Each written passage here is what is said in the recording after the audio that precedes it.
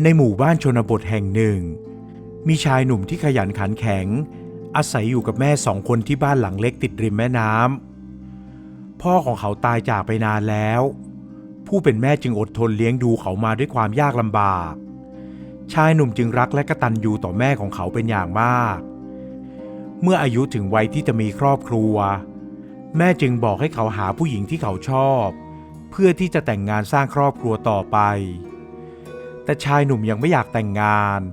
เพราะรู้ตัวว่าตนเองมีทรัพย์สินไม่มากมายนักเกรงว่าจะทำให้หญิงสาวที่จะมาเป็นภรรยาต้องมาลำบากด้วยแม้เขาจะทำงานรับจ้างทุกอย่างโดยไม่เลือกงานและมีเงินเก็บอยู่ประมาณหนึ่งพอที่จะเป็นค่าสินสอดแต่ด้วยความเป็นคนดีจึงยังไม่อยากให้ผู้หญิงคนไหนต้องมาลำบากกับเขาแต่แม่ของชายหนุ่มก็บอกว่าต่อไปหากแม่ตายจากถ้าเขายังไม่แต่งงานมีภรรยาและลูก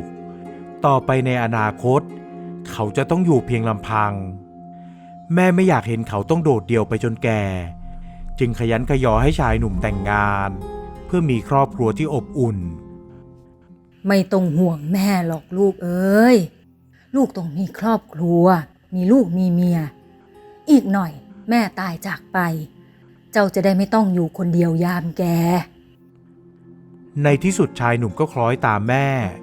จึงคิดจะมองหาผู้หญิงที่จะมาเป็นคู่ครองกับเขาด้วยความที่เป็นคนขยันขันแข็งหนักเอาเบาสู้ไม่เกี่ยงงานใดที่สุจริตและทำเงินได้เขาก็ยินดีทำทุกอย่างที่สำคัญชายหนุ่มเป็นคนที่มีรูปร่างสูงใหญ่กำยำซ้ำยังมีหน้าตาที่หล่อเหลาดังนั้นเมื่อเขาลองเปิดใจที่จะมองหาหญิงสาวมาเป็นภรรยาจึงไม่ต้องใช้เวลานานนักหญิงสาวที่เขาพึงใจและเธอเองก็มีใจให้กับเขาเป็นหญิงสาวที่อยู่ต่างหมู่บ้านนางเป็นลูกของชาวสวนผลไม้ทั้งสองได้เจอกันที่ตลาดตอนที่ชายหนุ่มรับจ้างหาบสินค้าไปขายพ่อแม่ของหญิงสาวก็ชื่นชอบชายหนุ่มมากเพราะเป็นคนขยันขันแข็งทั้งสองคบหากันได้ไม่นานก็ตกลงแต่งงานกันชายหนุ่มได้นำเงินเก็บทั้งหมดที่ตนมีไปเป็นเงินค่าสินสอดซึ่งพ่อแม่ของฝ่ายหญิงก็ได้คืนเงินค่าสินสอดกลับมาให้ครึ่งหนึ่งเพื่อให้ทั้งสองได้ใช้ตั้งต้นทำทุนสร้างครอบครัวเมื่อชายหนุ่มพาภรรยามาที่บ้านหญิงสาวก็รู้สึกไม่ค่อยชอบใจนักเพราะเห็นว่าเขามีแม่แก่ๆที่ต้องเลี้ยงดูในยามที่เขาออกไปทำงานรับจ้างในเมืองหญิงสาวจึงมีหน้าที่หุงหาอาหารเลี้ยงแม่ของสามีแม้ว่าแม่ของสามีจะพยายามช่วยเหลือตัวเองให้มากที่สุดเพื่อจะได้ไม่เป็นภาระกับลูกสะใภ้แต่หญิงสาวก็ยังรู้สึกไม่ชอบใจอยู่ดี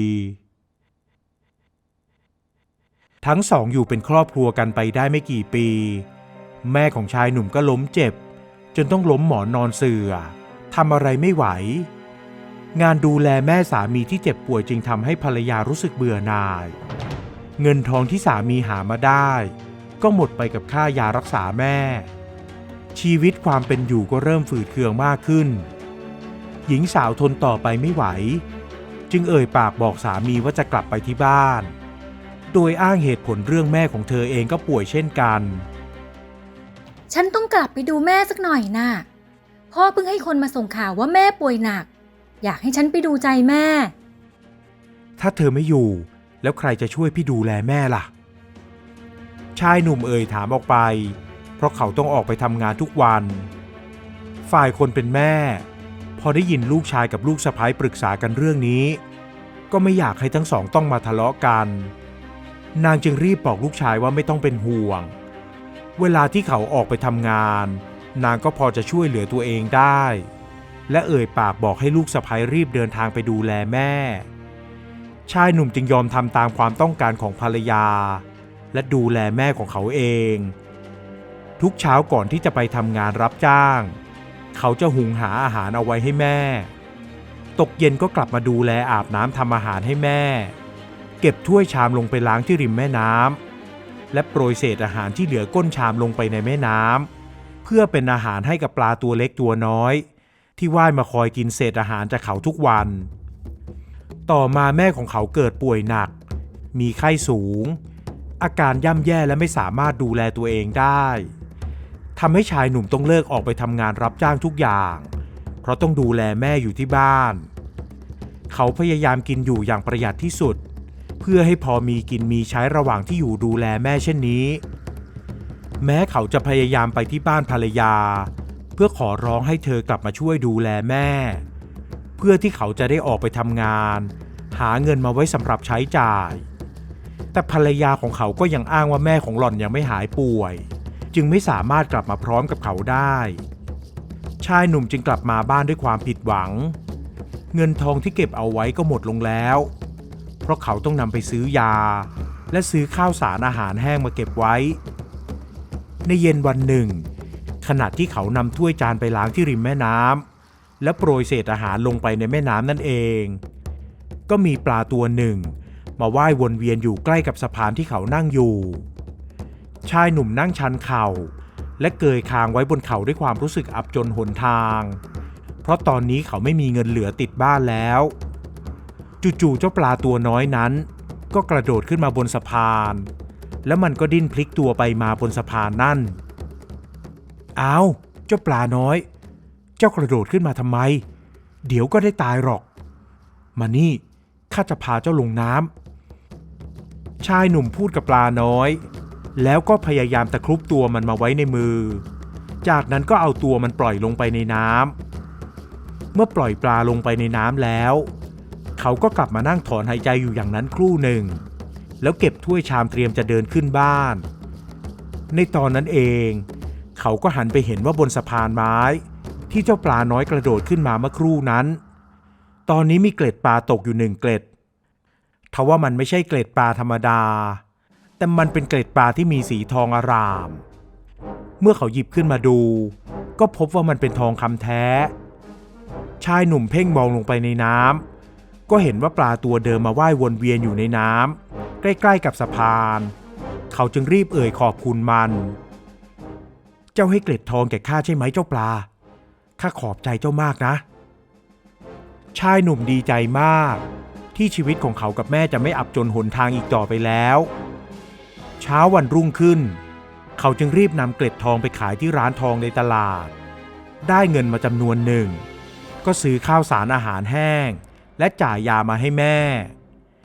เมื่อแม่ของเขาได้กินอาหารดีๆและได้กินยาครบจำนวนอาการของนางก็ดีขึ้นตามลำดับในขณะเดียวกันเจ้าปลาตัวเดิมก็จะมาว่ายน้ำวนเวียนเพื่อรอกินอาหารที่ชายหนุ่มโปรยลงในน้ำอยู่เสมอและในทุกๆวันมันจะกระโดดขึ้นมาบนสะพานและทิ้งเกล็ดทองคำไว้ให้เขาวันละ1 เกล็ดตั้งแต่ที่เขาได้เกล็ดทองจากมันก็ทำให้เขามีเงินซื้ออาหารซื้อยาและชายหนุ่มก็ได้ซื้อรำข้าวมาโปรยให้มันกินแทนเศษอาหารอีกด้วยบริเวณสะพานไม้ริมน้ำหน้าบ้านของชายหนุ่มจึงเต็มไปด้วยฝูงปลาน้อยใหญ่ที่พากันมาแหวกว่ายรอกินอาหารจากเขาเจ้าปลาน้อยยังคงกระโดดขึ้นมาบนสะพานและมอบเกล็ดทองให้เขาทุกวันทำให้ชายหนุ่มมีเกล็ดปลาทองคำเก็บเอาไว้หลายชิ้นเมื่อเงินหมดลงเขาก็ค่อยๆนำเกล็ดทองไปขายในระหว่างนี้ชายหนุ่มก็ได้ไปตามภรรยาที่บ้านของพ่อตาแม่ยายให้เธอกลับมาอยู่กับเขาที่บ้านเหมือนเคยแต่เธอก็ยังไม่ยอมมาและอ้างว่าถึงแม่จะหายดีแล้วแต่พ่อก็กลับมาป่วยแทนชายหนุ่มเห็นแล้วก็คิดได้ว่าภรรยาคงไม่อยากจะกลับมาอยู่ลำบากกับเขาอีกแล้วเขาจึงทำใจกลับบ้านของตนและตั้งใจว่าจะไม่ไปง้อคืนดีกับเธออีกทว่าเมื่อภรรยาของเขาไปที่ตลาดและได้ยินเสียงร่ำลือกันว่าชายหนุ่มมีทองคำชิ้นเล็กๆมาขายที่ร้านทองหลายครั้งแล้วโดยที่ไม่รู้ว่าเขาได้ทองคำพวกนั้นมาได้อย่างไรหญิงสาวก็หูผึ่งเกิดความโลภอยากจะได้ทองคำมาเป็นของตนเองบ้างอีกทั้งหากตัดเรื่องความยากจนออกไปสามีของเธอก็ถือว่าไม่เป็นรองใครในเรื่องรูปร่างและหน้าตาดังนั้นเธอจึงคิดจะกลับไปง้อคืนดีกับเขาพร้อมทั้งจะแอบสืบรู้ให้ได้ว่าเขาได้ทองคำมาจากไหนหญิงสาวจึงเก็บเสื้อผ้าแล้วเดินทางกลับไปที่บ้านของสามีและเมื่อไปถึง เธอก็ได้พบว่าเขาได้ซ่อมแซมบ้านหลังเล็กของเขาให้ดูสะอาดน่าอยู่กว่าเดิมมากมีข้าวของเครื่องใช้ครบถ้วนในครัวมีข้าวสารอาหารแห้งครบครันไม่ดูอดอยากยากจนโกโรโกโสเหมือนแต่ก่อนอีกแล้วเมื่อเห็นอย่างนั้นหญิงสาวก็รีบทักทายแม่สามีด้วยน้ำเสียงอ่อนหวาน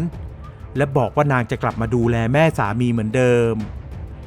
ฝ่ายแม่สามีก็ดีใจที่เห็นลูกสะใภ้กลับมาแล้วเพราะนางไม่อยากเห็นลูกชายต้องใช้ชีวิตอยู่เพียงลำพังพอตกเย็นเมื่อชายหนุ่มกลับมาถึงบ้านก็รู้สึกแปลกใจมากที่ภรรยาของเขายอมกลับมาบ้านแล้วอีกทั้งเธอยังบอกด้วยว่าจะอยู่ดูแลแม่สามีและดูแลเขาเป็นอย่างดีไม่ไปไหนอีกแม้จะยังแปลกใจกับท่าทีที่เปลี่ยนไปของภรรยาแต่ชายหนุ่มก็รู้สึกดีใจที่เธอยอมกลับมาหาเขาแล้วชายหนุ่มก็ได้รู้เหตุผลว่าเพราะอะไรภรรยาของเขาถึงได้ยอมกลับมาอยู่บ้านเพราะเมื่อตกกลางคืนเธอได้ถามเขาถึงเรื่องทองคำที่เขานำไปขายที่ตลาดฉันได้ยินมาว่าพี่มีทองคำชิ้นเล็กๆไปขายที่ตลาดพี่ไปได้มาจากไหนล่ะจ๊ะอย่าไปรู้ที่มาที่ไปของมันเลยทำไมฉันจะรู้ไม่ได้ล่ะหญิงสาวเริ่มโมโหเลยส่งเสียงแข็งกับสามีฝ่ายชายหนุ่มพอได้ยินอย่างนั้นก็ถอนหายใจออกมาพอเริ่มรู้นิสัยที่แท้จริงของภรรยาแล้วว่าเธอเห็นแก่เงินทองมากแค่ไหนหญิงสาวเองก็รู้สึกตัวว่าคงจะทำให้สามีโกรธจนพานไม่บอกเรื่องจริงกับเธอจึงรีบปรับอารมณ์ให้เย็นลงและพูดจาอ่อนหวานกับเขาพี่ไม่อยากบอกก็ไม่เป็นไรจ้าเอาไว้อยากบอกกับฉันวันไหนก็ค่อยบอกนะจากนั้นเธอก็ไม่ถามเขาถึงเรื่องนี้อีกแต่คอยแอบสอดส่องจับตาดูว่าเขาทำอะไรบ้างจนกระทั่งได้เห็นว่าเขาเอาข้าวระลำไปโปรยที่ริมแม่น้ำให้ปลากินสักพักก็มีปลาตัวหนึ่งกระโดดขึ้นมาบนสะพานแล้วเขาก็จับมันปล่อยลงน้ำเหมือนเดิมก่อนที่เขาจะเก็บอะไรบางอย่างบนสะพานขึ้นมาไว้ในมือหญิงสาวเห็นสิ่งนั้นสะท้อนกับแสงแดดส่องประกายวิบวับจึงมั่นใจว่านั่นจะต้องเป็นทองคำเกล็ดเล็กๆที่เขานำไปขายที่ตลาดอย่างแน่นอนและเธอก็ได้รู้แล้วว่าเขาได้ทองคำมาจากที่ไหนวันต่อมาเมื่อสามีของเธอออกไปซื้อยาให้แม่เธอจึงสวมรอยนำข้าวและรำข้าวไปโปรยที่ริมน้ำแทนไม่นานนักฝูงปลาก็พากันแหวกว่ายมากินอาหารเหมือนเดิมแล้วก็มีปลาตัวเล็กตัวหนึ่งกระโดดขึ้นมาบนสะพานเธอจึงรีบตะครุบจับตัวมันเอาไว้ทันทีนี่แน่ฉันจับแกได้แล้วคราวนี้แหละฉันจะรวยแน่ๆคอยดูนะฉันจะจับแกขอดเกล็ดเอาเกล็ดทองของแกให้หมดทั้งตัวเลยหญิงสาวด้วยความสะใจจากนั้นก็นำปลาตัวเล็กขึ้นมาบนเรือนและตรงดิ่งเข้าครัวไปทันทีแม่สามีจะถามว่าเธอกำลังทำอะไรแต่เธอก็ไม่สนใจตอบคำถามนั้นในตอนนั้นเอง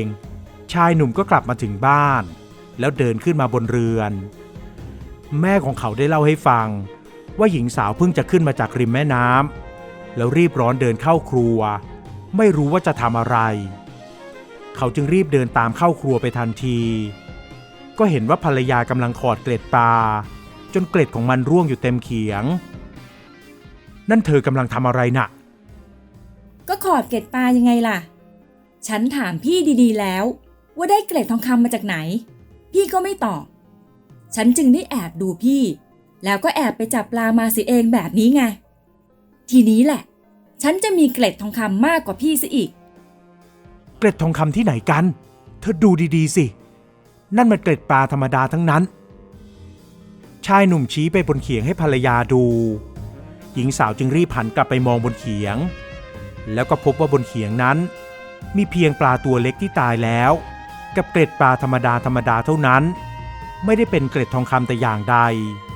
แล้วเธอก็ตกใจเป็นอย่างมากไม่จริงมันจะเป็นเกล็ดปลาธรรมดาได้ยังไงก็ปลาตัวเนี้ยมันเป็นตัวเดียวกับที่กระโดดขึ้นมาบนสะพานแล้วทิ้งเกล็ดทองคำไว้ให้พี่เก็บนี่นา